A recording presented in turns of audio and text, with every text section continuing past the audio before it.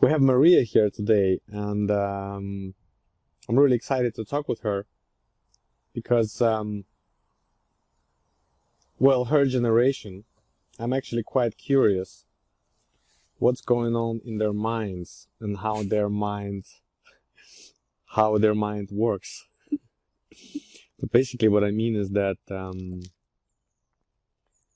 what does your generation think about the whole meditation stuff?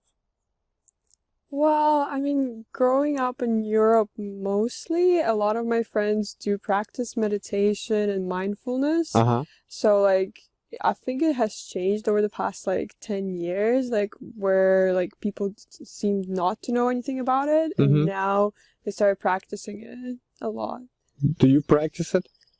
I try to do meditation sometimes when I get very stressed out, but not much.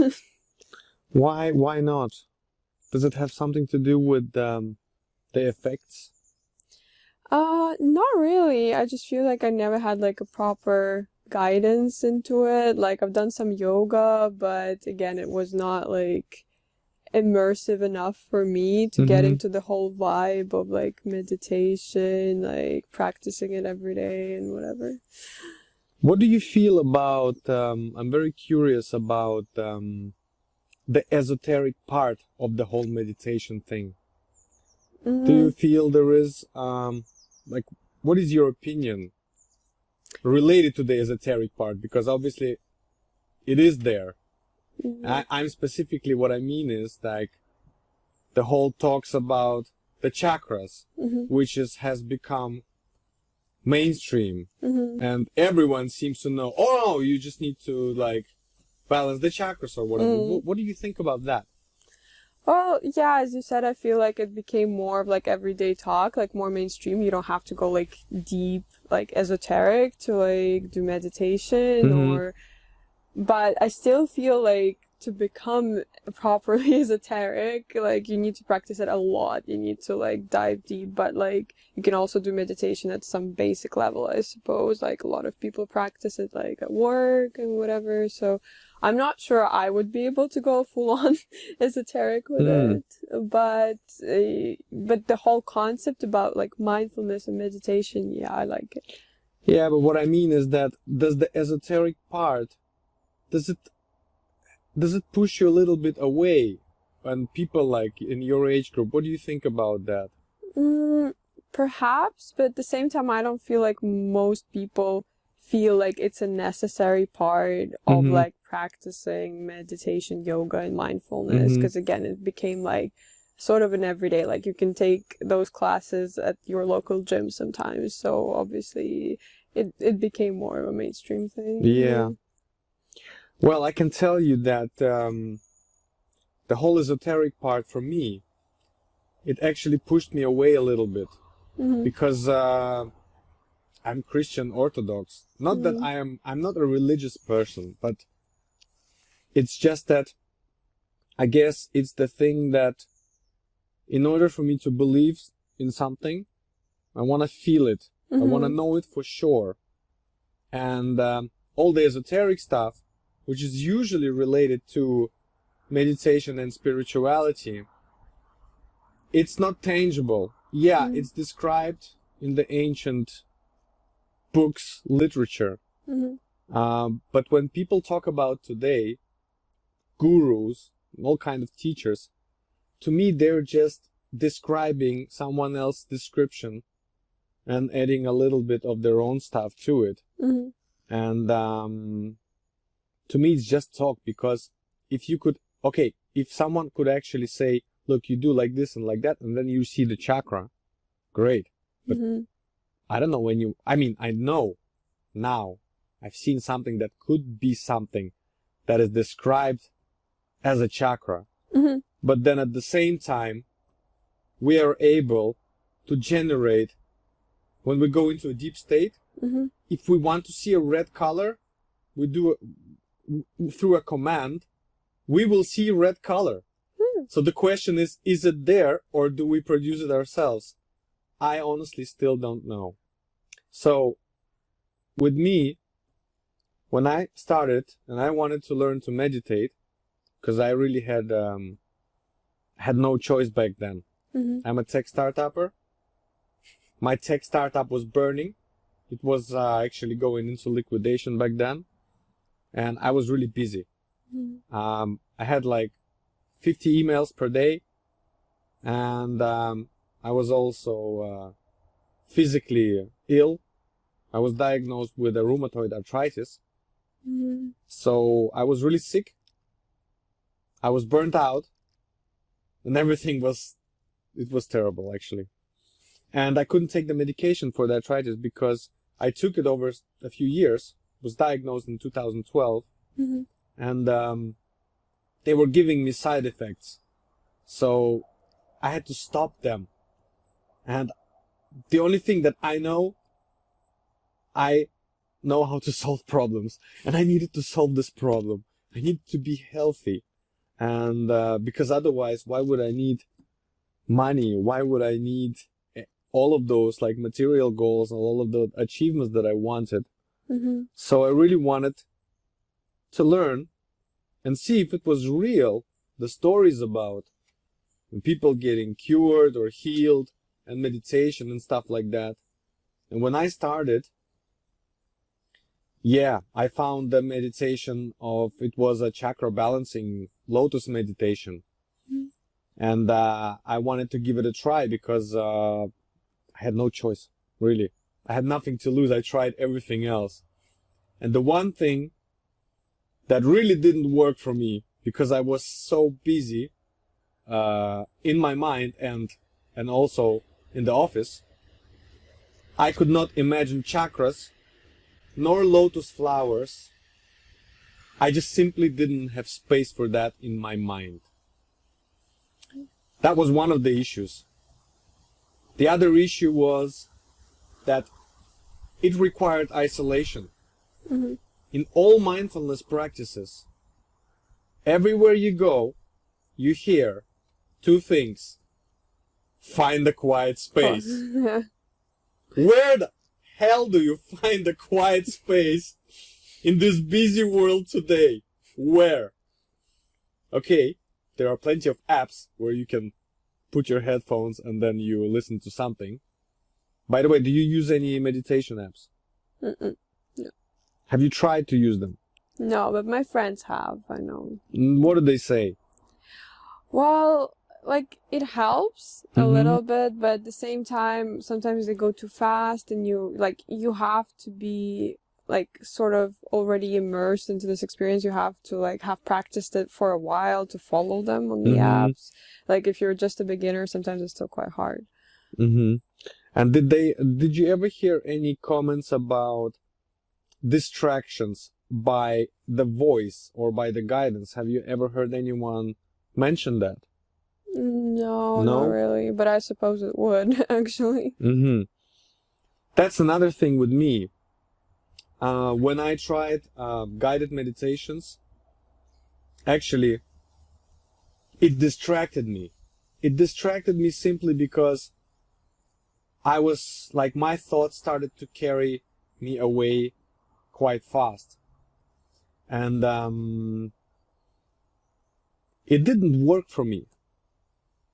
But I was really determined to find something that will work, because what I could feel, each session that I tried to do the lotus meditation, well, first of all, the hardest part of it was actually getting myself to do it.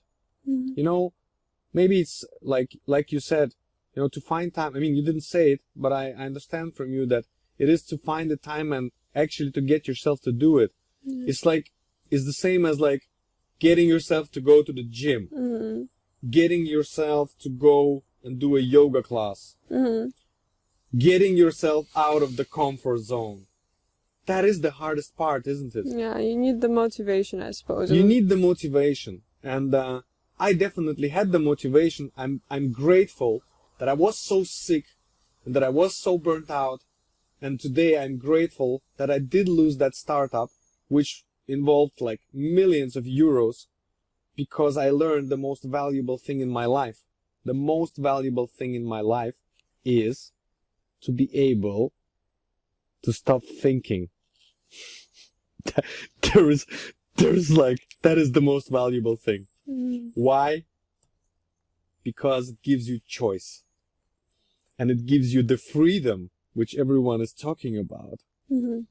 Because the thing is, people want change. People want to change their lives. But they look on the material side of it. They look at the geographical side of it. And it does work for a little bit of time. But it's like, do you remember when you were a little girl, you got a toy. You play with that toy. And what happened then? You get bored. You get bored. You need another one. And you need another one. For example, people get married. Then after 3 years, they get divorced. They find another one who is a little bit upgrade. And then they get divorced again after 3 years. And then they keep on doing it. But the thing is, if you really want change, you need to look inside of yourself. You really need to look not out there. It's not in the material. It's not in the geography. Okay, geography does play a role, for sure. It does play a role.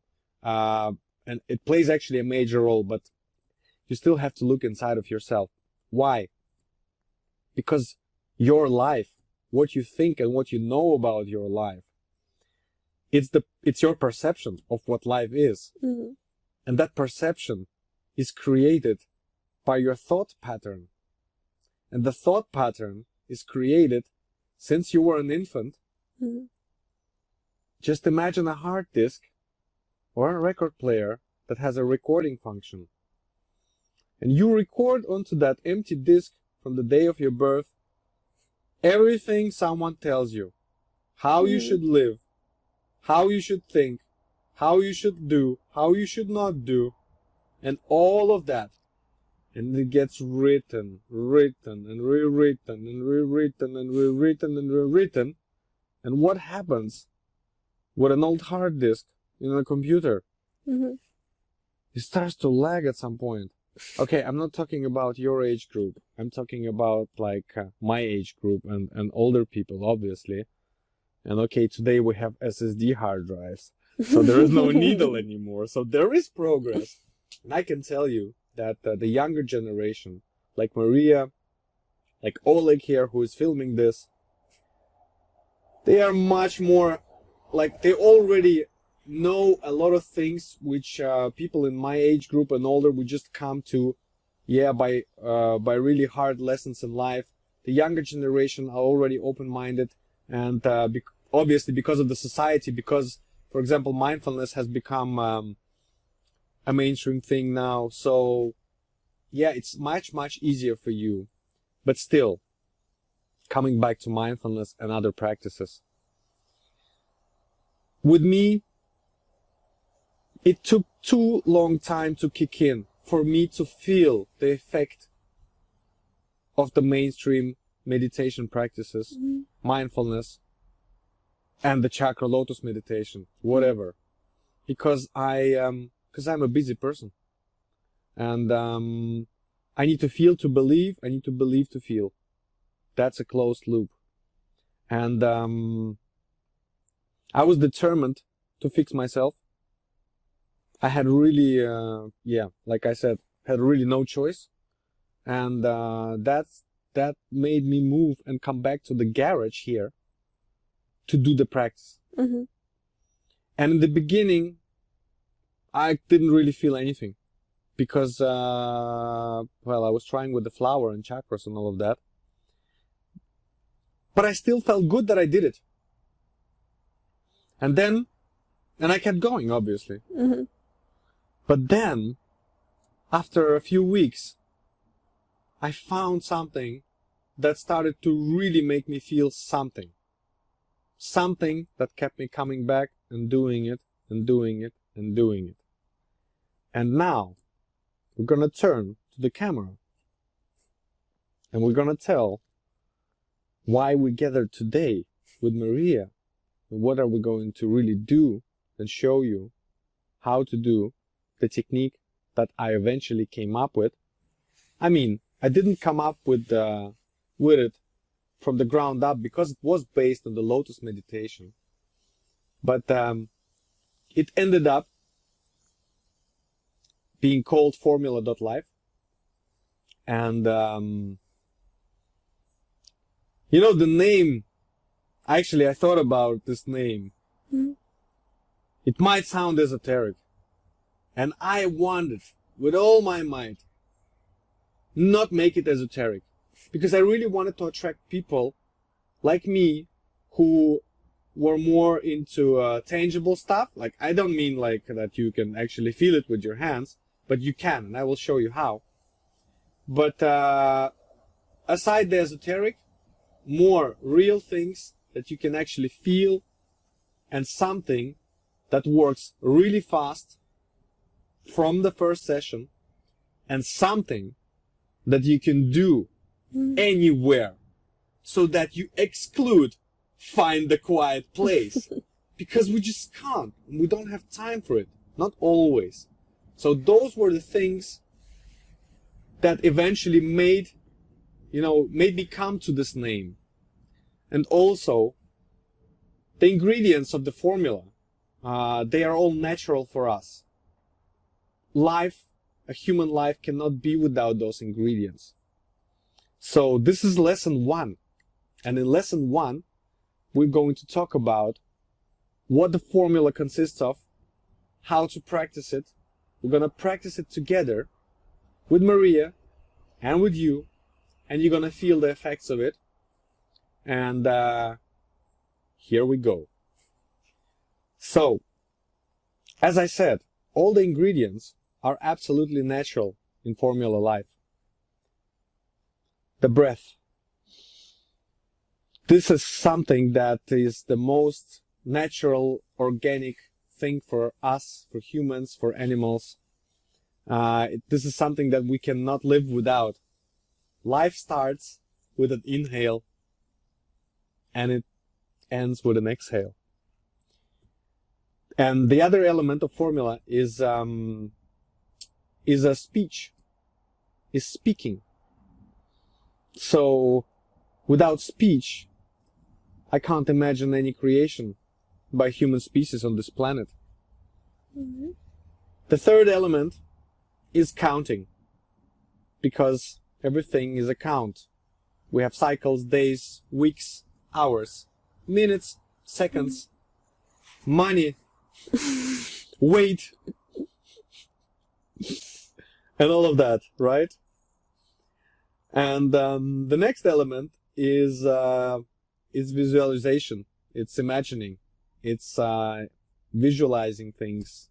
Without that, I can't imagine how humans would thrive, because we imagine things, and then we make the creation. And yeah, and the last element, actually it's not the last element, it's just one of the main elements. It's the hearing. We hear. So what we're gonna do now, we're gonna start with the very basics. What we're gonna do together is we're going to take 7 breaths together. All right? I'm gonna be counting with my fingers. So we're gonna do it with the eyes closed this time. We're gonna inhale through the nose, and we're gonna exhale also through the nose. All right? Relax your jaw. Just relax it. And just seal your lips, but don't clench the teeth. And you can just rest your tongue on the upper part, or just rest it. All right? So when I lift my finger, you inhale, and so on, and we're gonna do 7 breaths. Ready?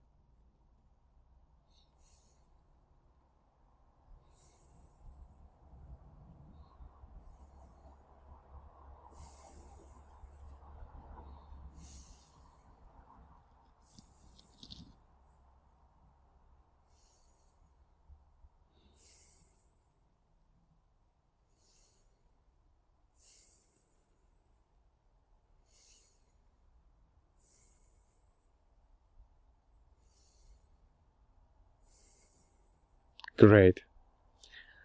You know what happened when I raised my finger? What? I counted. Yeah. And what we did was, the magic of the technique, it's the synchronization of the count and the breath. Because in order for us to live, we need to breathe. So we're breathing anyway. So because we're breathing anyway, it's easy to add on things to the breath. Mm-hmm. Because what we don't want is to control the breath. Breath should be natural. Mm-hmm. But we can add the count to it. So when I was lifting my finger, I counted in my mind, and I said, and I inhaled, and I said, Mm-hmm. and I inhaled, just in my mind. Mm-hmm. So we're gonna do it again, just as we did before, right? This time, you're gonna do it with your eyes closed. Okay. You're gonna do it in your own tempo. Mm-hmm. I'm gonna do it on the camera for our student. Mm-hmm. And we're gonna count together. I'm gonna count in my mind again, but just lifting my fingers. You can keep watching with your eyes open. And you, Maria, just close your eyes and count 1 and 2 and 3 at the exact same time Mm-hmm. as you inhale. Mm-hmm. Okay? And when you inhale, make a short inhale, but so that you don't hear yourself inhale. Okay. Just very gentle. And when you exhale through the nose, just let go of your belly so the exhale happens automatically. Mm-hmm. The most important part right now is to count your breaths. So 7 breaths again. 3, 2.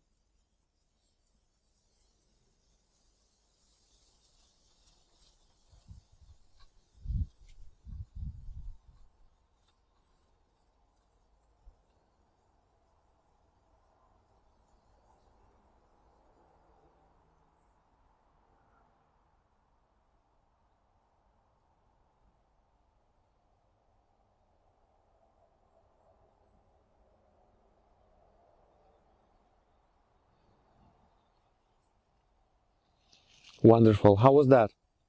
Great. How was it for you to count at the same time of your inhale? It was, I don't know, relaxing. Wasn't it weird? Not really, no. That's amazing.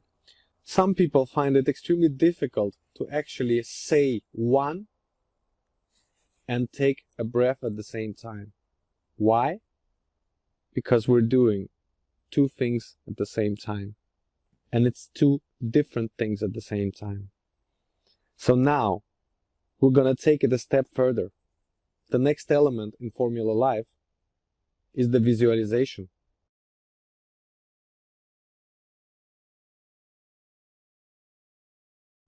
So now, we're gonna do the exact same thing as we just did before.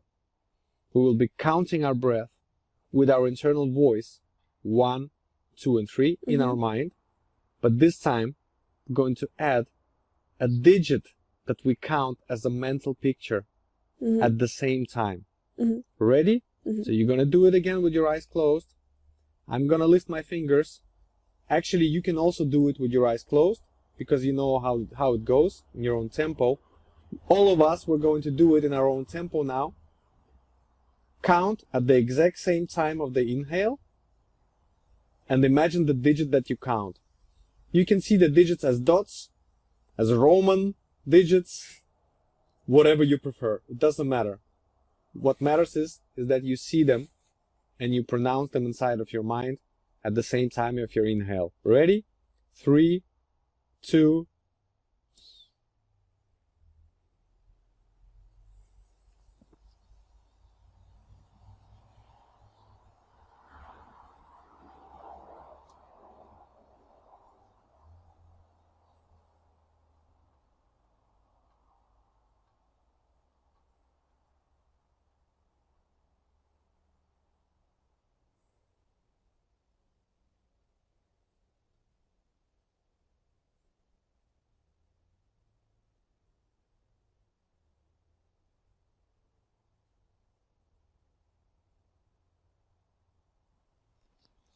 How was that? That was a bit harder. Yes. I would imagine it first and then I would take a breath. Yeah. You know, the magic. The magic here is very simple. There is no magic. Look, the rule for stopping your internal monologue, I mean, it's not a rule. It's just, that's the requirements to do it. You need to be able to focus on 3 different things at the same time. And most people think that you need to focus on 3 objects. For example, now I'm looking at the camera, I'm looking at Oleg, and I'm looking at the chair. But that's not it. That's a visual focus. So it's focused on 3 tangible objects, but only visually. Here, what we just did before, we focused on 3 totally different things at the same time. And during that time, once you really sync them up together, it's not easy to do it from the first time. Don't worry at all. It took me 2 months. And then when I was doing it, I had no idea what I was doing because I was still trying to master the lotus thingy and the chakras. But then I left that and I started to count my breaths. And in the beginning, I counted like this. I said 1. And then after 1 month of doing that, accidentally, by coincidence, it was a stumble. I just said 1 and inhale at the same time, and I was blown away. Like, I was literally blown away. I thought, oh God, I can do them at once. It means I can save time. Because it's all about time saving, because the most precious thing here in life is the time. So it took me about a month to get to just counting verbally and inhaling at the same time, and then another month to add the visual part. And it happened also by coincidence because nobody told me about it. I was just keep on going. So it's perfectly fine. It takes some practice to do it, but it's easy. And when you do it right, when you sync them up, you will find out that there is actually no room for thinking there. There is just not. And all you do, you're just counting your breaths. Easy. And you imagine the digits that you count. So this was the first part of the technique. And this technique, it's not a meditation, guys. It's an exercise. It's a mind hack, really.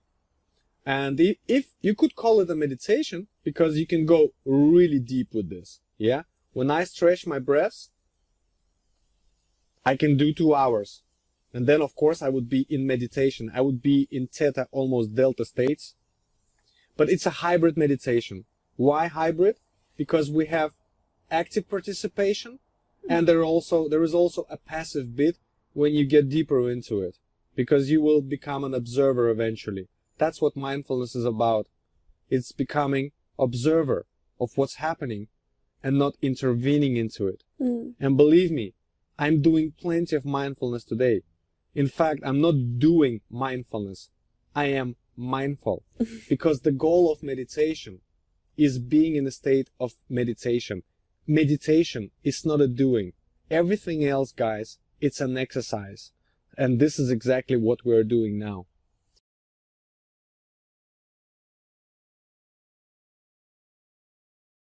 So now we're going to move to the next part of Formula Life. It consists, the whole formula consists of 49 breaths. And we have some syllables, which is a major part in Formula Life. Why? Because the syllables, they represent kind of our speech. The syllables go like this: lam, vam, ram, yam, ham, om. You know that one. Everybody knows that one. And ah. And now, if we come back to the chakra thing, you know, that really, it didn't encourage me to do the practice, because I couldn't feel them, right? But I was still pronouncing the syllables, And what I noticed very fast, I was pronouncing them just in my mind. We don't need to, we're not going to be singing them or saying them out loud because there is no need to. Because when we pronounce them and sing them inside our mind, they still create plenty of vibration. But if you just sit like that, and just this for the, so that we can experience it really, their effect on our physical body, because that was my major discovery, that they actually do have an effect on certain points where the chakras are supposed to be, okay? So if you say VAM and place your hand on your umbilical area here and say VAM, Vam. VAM, do you feel it's moving there? Okay, then move to the solar plexus now. Say RAM, RAM. Ram. Do you feel it's moving? Ram, something is stimulating there. Okay, and if you say Lam, Lam, Lam. do you feel it going in the back? Lam. Yeah. So, what I felt was real. It was physically real. Those syllables stimulate certain points on your body. And for me, it was like going to the gym and pumping muscles. But here, I was pumping some muscles. I was training some muscles, which I usually never engage. But then again, we do engage them because when we speak, we have all different words and pronunciations. We do engage a lot of them. But these are the main points. And if we just consider, let us just say that they are there. We don't know, we can't see them, especially as beginners. But with the syllables, we can definitely feel them on our physical body, and the muscles are being stimulated there. If you say, you will feel that from the top of the crown, it's just going down. And if you say, Om, do you feel your forehead? It's buzzing there. And if you say, Ham, that's obvious. That's the throat chakra. So, with the syllables, we can feel them really on our physical body. And that made me really excited, because I remembered something actually from my childhood. When I was saying the syllables, I remember that, I don't know, as a child I was kind of playing with those muscles, especially this one here and this one here. And that one here, because I was making all kind of sounds like moo, and making faces and so on. So this is a major important element of the whole Formula Life, is these syllables. And now together we're going to do one whole cycle of Formula Life, and one cycle, it's 49 breaths, so 49 inhales and exhales, where we whisper sing inside our mind each syllable 7 times. So we are going to do 7 lams, 7 vams, 7 rams, 7, oh, we forgot one. We forgot yam. Yam. So if you say yam, yam, even inside your mind, you will feel that it goes here. It's a heart chakra. So 7 yams, 7 hams, 7 oms, and 7 ahs. And why is that important? First of all, 49 breaths. When we are within those 49 breaths, we can experience time. And when we sing these syllables, we stimulate those physical points, but on the energetic level, which is not tangible and cannot seen by anyone, something happens as well. I don't know how it works, guys. I think it has something to do with the vibration, but all I know, it works. It made wonders to my life, completely changed my perception of everything, and gave me the ability to become silent on demand, anywhere, at any time, in any location. You can do it with the eyes open, with the eyes closed. Nobody doesn't even have to know that you're doing it. And when you're doing it, you're completely present. So now we're going to use Formula.life app. I've developed the app specifically so that I could help people basically learn how to do the technique, and to remember it, because it was hard for me to reproduce how it sounded in my mind. So we're gonna turn on the app, and me and Maria, we're gonna breathe one cycle together with the app. And of course, you're welcome to join us. That's the whole point of this lesson. All right?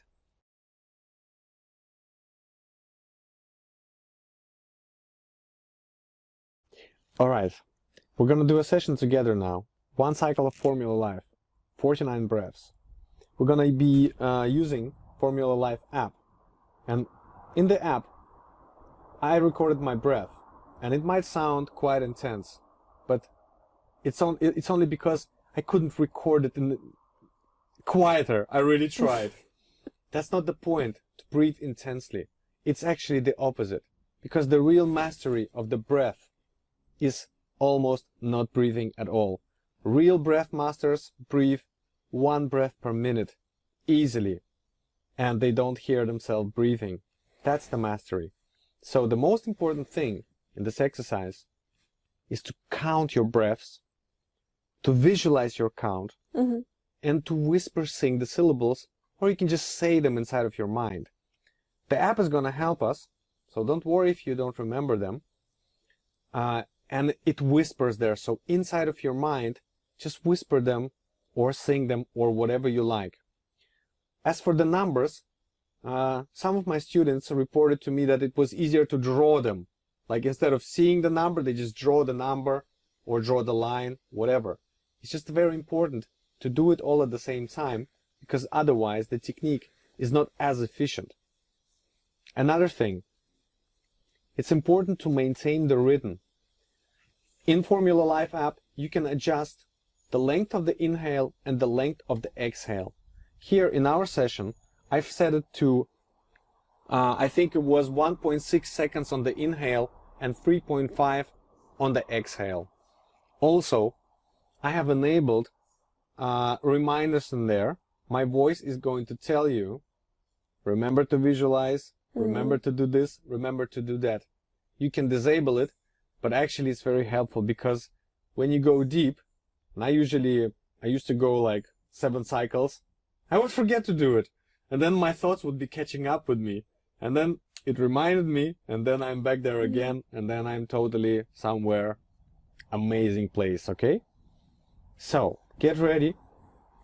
Close your eyes, relax your jaw, and if you can, place your tongue up on the roof of your mouth, just rest it there.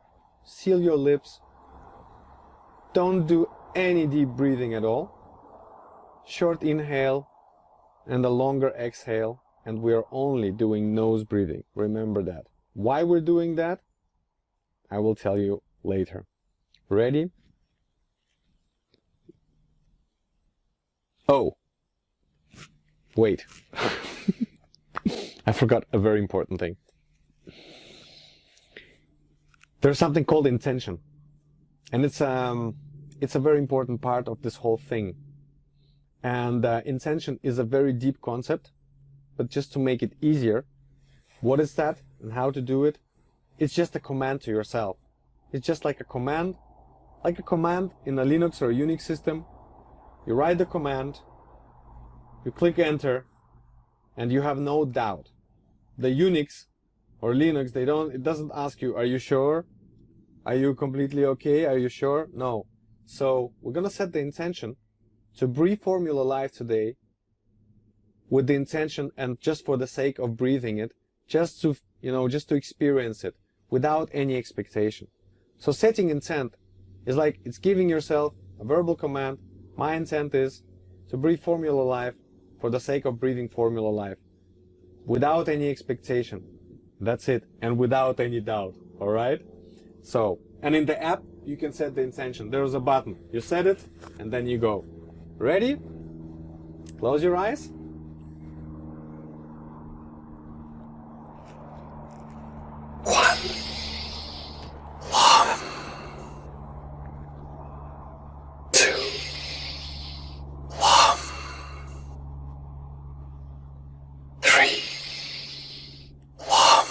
Just breathe gently. 4. Love. 5. Love.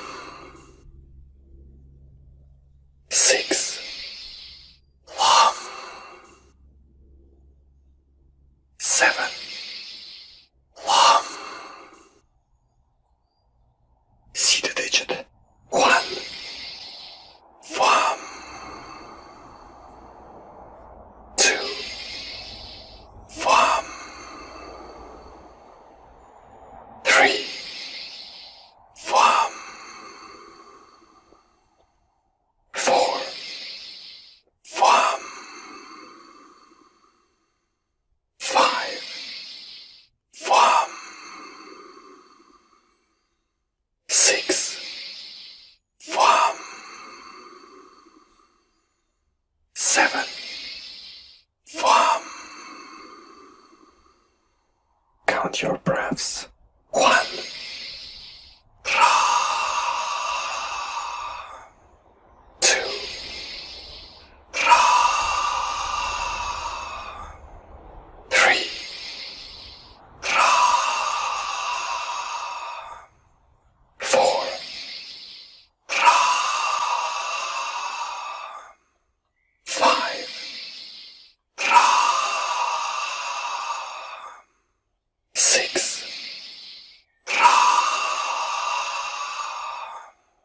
7. Ra. See the syllable. 1. Ya. 2. Ya. 3. Ya. 4. Ya. 5. Ya. 6. Ya. 7. Ya. Sing the syllable. 1.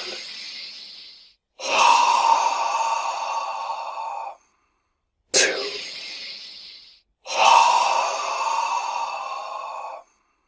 3.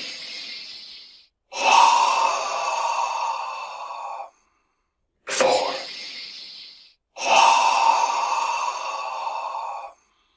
5.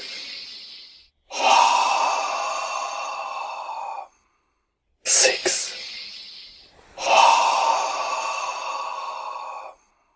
7.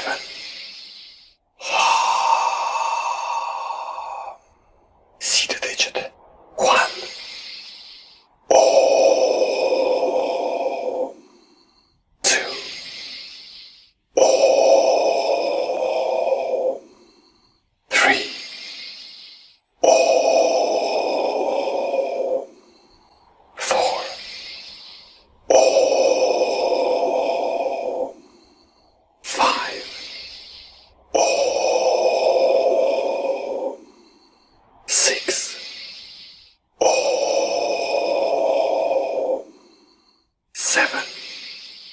Om. Sing the syllable. 1.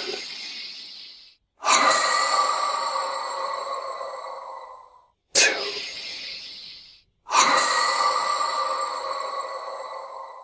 3.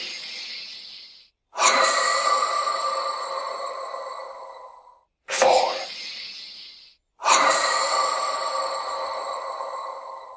5.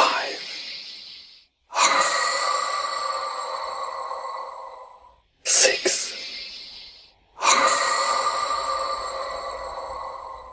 7.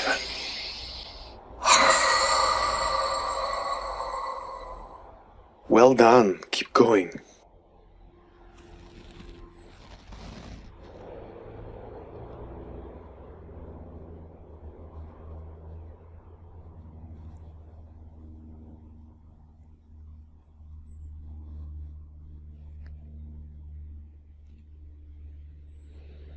Our cameraman, he fell asleep. How was it? Interesting. It got complicated, a certain cycle to like follow everything, to like not forget to count and pronounce the syllable and everything. Okay, did you get distracted? A little bit, yeah, by my thoughts. Like, Did your thoughts, were they carrying you away? at some point, but yeah, I tried to get back on track. So the app really helps to get back on track in the beginning. When I was mastering it in the garage or in my bathroom, because I had to lock myself up, because I couldn't explain to my family what I was doing. It was weird. I was afraid that I was becoming a weirdo. There's nothing weird about it, because we're not doing anything esoteric. We're just saying some syllables. We're counting on our breaths. We're visualizing the digits. It's the most organic and natural thing for us. And plus, we're counting. We love counting. We love measuring. So, all very natural. But back then I couldn't explain it. And I got really distracted.